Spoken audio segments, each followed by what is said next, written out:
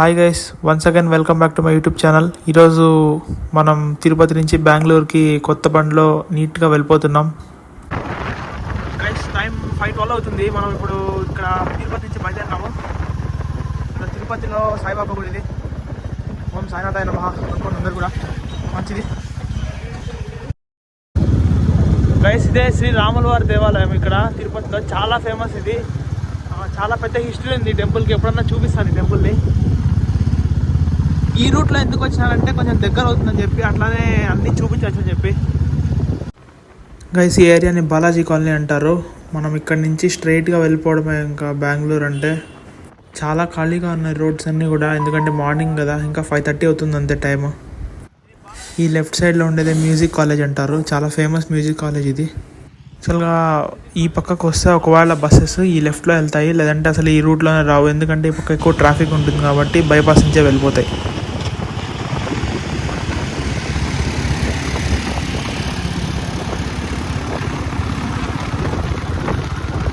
Guys, ఈ right సైడ్లో వచ్చేదంతా కూడా ఎస్వి యూనివర్సిటీ.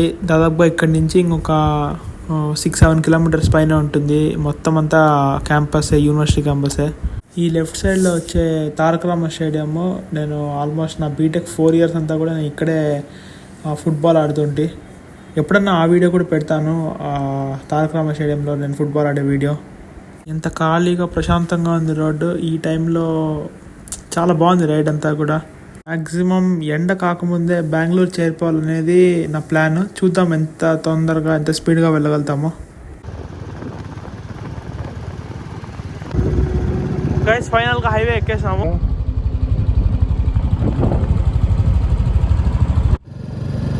టైం వచ్చేసి 5:30 అవుతుంది. ఇంకా చూద్దాం ఎంతసేపట్లో పోతాను, ఎప్పుడు పోతాను. ప్లస్ స్లోగా వెదర్ని ఎంజాయ్ చేసుకుంటా పోదాం ప్లీజ్.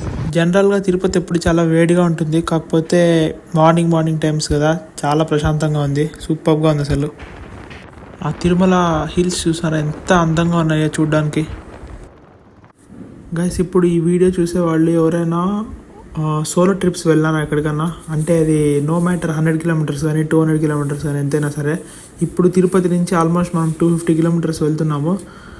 అట్లా ఎవరైనా సోలో ట్రిప్స్ వెళ్ళింటే కింద కామెంట్ సెక్షన్లో చెప్పండి.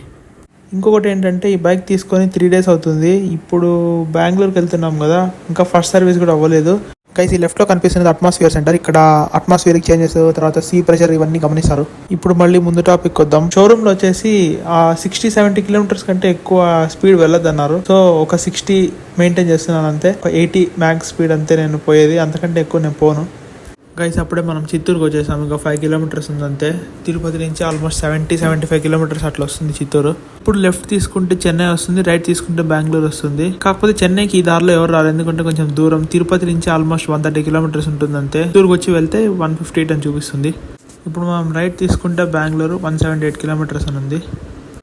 ఇప్పుడు చిత్తూరు బెంగళూరు హైవే మీద ఉన్నాను నేను. ఇదంతా ఆల్మోస్ట్ సిమెంట్ రోడ్డే ఉంటుంది. కాకపోతే పర్సనల్గా నాకు తార్ రోడ్ అంటేనే ఇష్టం, ఎందుకంటే కుదుపులు లేకుండా వెళ్ళొచ్చు, అంటే వైబ్రేషన్స్ ఎక్కువ లేకుండా. గైస్, నాకు యూట్యూబ్ తెలిసినప్పటి నుంచి నేను ఎక్కువ మోటో వ్లాగ్సే చూస్తానంటే, ఇలాంటి మోటో వ్లాగ్ నేను ఒకరోజు చేస్తాను చెప్పి ఎప్పుడు అనుకోలేదు. ఇలాంటి టైప్ వీడియోస్ మీకు కానీ నచ్చితే చెప్పండి కామెంట్ సెక్షన్లో, ఎందుకంటే నేను కూడా ఈసారి నుంచి చెప్పడం బయటకు వెళ్ళేటప్పుడు, లేదంటే ఏదైనా రైడ్కి వెళ్ళేటప్పుడు ఖచ్చితంగా వ్లాగ్ చేస్తాను మోటో వ్లాగ్ టైప్లో.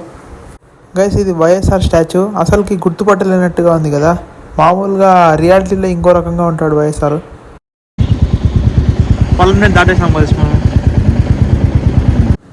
ఆల్మోస్ట్ కోలార్ దగ్గరకు వచ్చినాను నేను ఇప్పుడు. కోలార్ని మిల్క్ అండ్ సిల్క్ సిటీ అంటారంట. నాకు తెలిసినంత వరకు మిల్క్ సిటీ అంటే పలానా, కాకపోతే మిల్క్ అండ్ సిల్క్ సిటీ అని చెప్పి ఉంది ఇక్కడ. మోస్ట్లీ నందిని మిల్క్ అని వినింటారు కదా, అది ఇక్కడే ఉంటుంది మామూలుగా ఫ్యాక్టరీ. KMF అంటారు, కోలార్ మిల్క్ ఫెడరేషన్ అని చెప్పి. సో దానివల్ల దీనికి ఇట్లా మిల్క్ సిటీ అని చెప్పి పేరు వచ్చిందేమో. కాకపోతే వెజిటేబుల్ మార్కెట్ చాలా పెద్దది అని చెప్పి విన్నాను గైస్ నేను. మీరేమంటారు? ఆల్మోస్ట్ కోలార్ నుంచి అంత కలిసిపోయినట్టు అనిపిస్తుంది బెంగళూరు. ఇంకొక 5-10 minutes ఆగితే ట్రాఫిక్ కూడా తెలుస్తుందేమో. గైస్, ఇంకా మీలో చాలామంది వీడియోస్ చూస్తున్నారు కానీ ఛానల్ని సబ్స్క్రైబ్ చేయట్లేదు. చేయని వాళ్ళు ఎవరన్నా ఉంటే ఒక్క 2 seconds టైం తీసుకొని కింద రెడ్ కలర్ సబ్స్క్రైబ్ బటన్ ఉంటుంది, దాన్ని నొక్కేసేయండి, గుద్దేయండి కావాలంటే. ఇంకో విషయం ఏంటంటే, వీడియోస్ చూసేవాళ్ళు అలానే లైక్ చేయండి. లైక్ చేయడం వల్ల ఏమవుతుందంటే, మన ఛానల్ కానీ లేదంటే మన ఇప్పుడు మీరు చూస్తుండే వీడియో కానీ కొత్త వాళ్ళకి పోతుంది. అప్పుడు ఛానల్ రీచ్ పెరుగుతుంది, దాంతోపాటు నాకు కొంచెం మోటివేషన్ ఇచ్చినట్టు ఉంటుంది.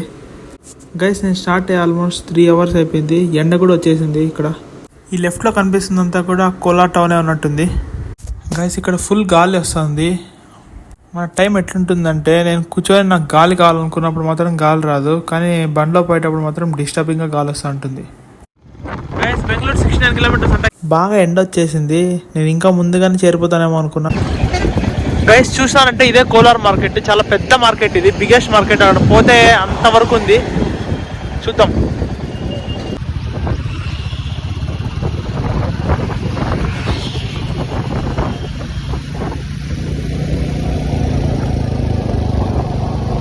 చాలా పెద్ద మార్కెట్ గైస్ ఇది.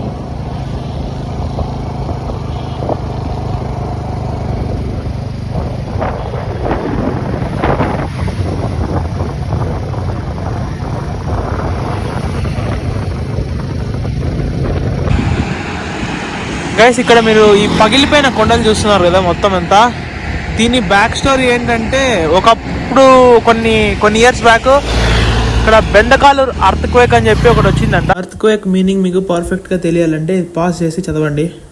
దానివల్ల ఇలా అయిపోయింది ఇది. లేట్ గా నేను తెలుసుకున్న విషయం ఏంటంటే బెంగళూరుని ఓల్డ్ కాలంలో బెండకాలూరు అని పిలిచేవాళ్ళు. బెండకాలూరు అంటే టౌన్ ఆఫ్ బాయిల్డ్ బీన్స్ అని చెప్పి అర్థం.